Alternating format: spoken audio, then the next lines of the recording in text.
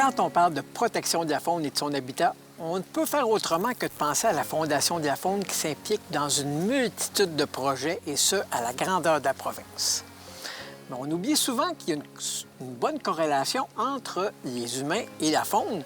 Et pour en parler, j'ai avec moi Alexandre. Bonjour, Alexandre. Bonjour. Alexandre, on se trouve ici dans la ZEC Martin-Vallin. Puis il y a des actions concrètes qui ont été posées au niveau des cours d'eau versus les utilisateurs des chemins. J'aimerais ça que tu m'en parles un peu plus, s'il te plaît. Oui, tout à fait.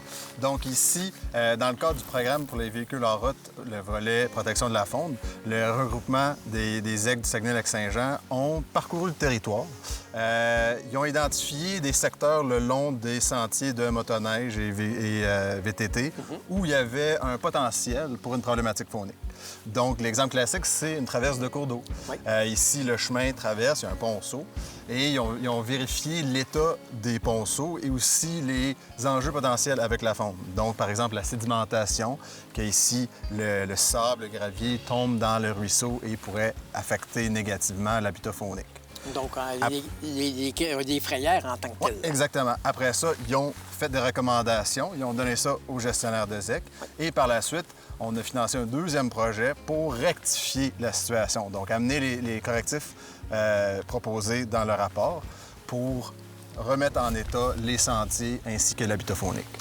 Puis tu veux me dire, Alexandre, quels organismes qui sont éligibles, si je peux dire, là, à de telles subventions? Oui. En fait, tous les organismes sont éligibles. Puis même qu'on voit que les projets qui ont le meilleur succès, c'est quand il y a un partenariat.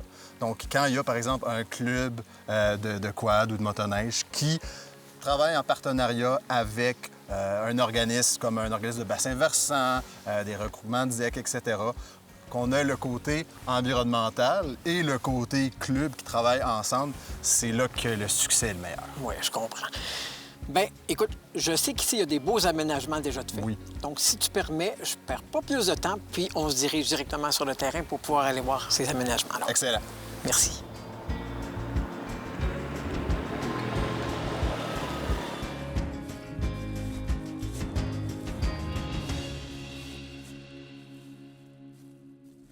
Alors, je me trouve présentement avec Marc-Antoine du réseau des ZEC du Saguenay-Lac-Saint-Jean. Bonjour, Marc-Antoine. Bonjour David, ça va bien? Très bien, merci, toi. Super.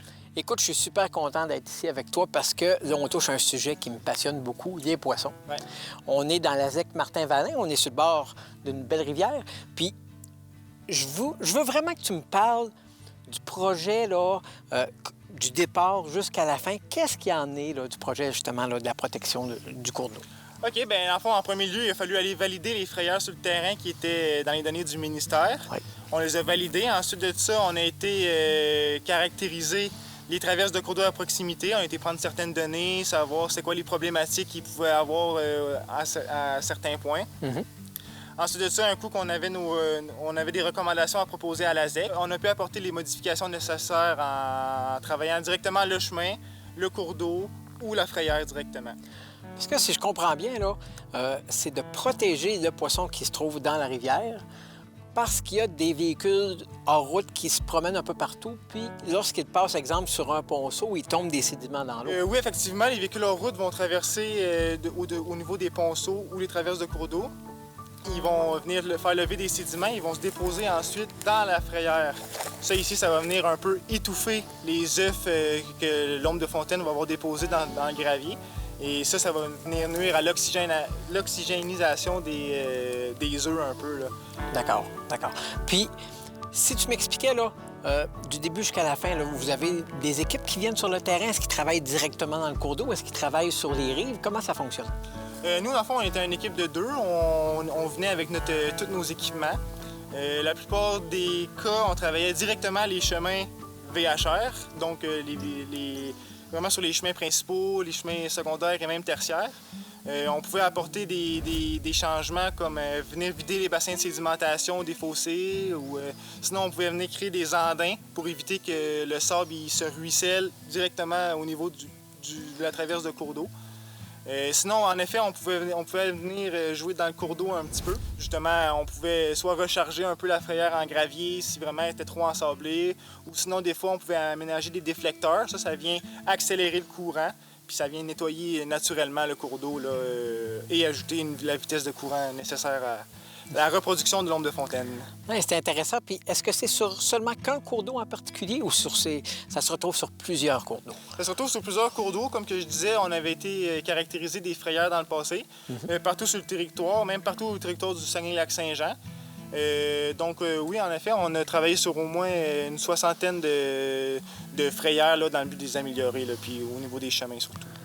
Donc, vu que c'est un projet de très grande envergure, d'où l'importance de travailler conjointement avec la Fondation de la Faune pour pouvoir donner un coup de main de ce côté-là. Là. Exactement. La Fondation de la Faune est une aide très précieuse. Sans eux, ce projet-là ne serait pas possible, puis on les remercie beaucoup. Marc-Antoine, un gros merci pour tes informations. Franchement, c'est quelque chose de bien. Je vous encourage à continuer parce que c'est important, hein, la relève du poisson. Les pêcheurs, c'est ça qu'ils attendent. Ils aiment ça, justement, pêcher. Donc, continuez votre bon travail. Gros merci. Merci de ton encouragement. Puis on espère le meilleur pour le poisson dans l'avenir. Merci beaucoup. Si jamais vous avez des idées, des projets que vous voulez développer, jetez un petit coup d'œil sur le site de la Fondation de la Faune afin d'avoir de plus amples informations à ce sujet. La Fondation de la Faune du Québec est fière de vous avoir présenté cet aménagement faunique.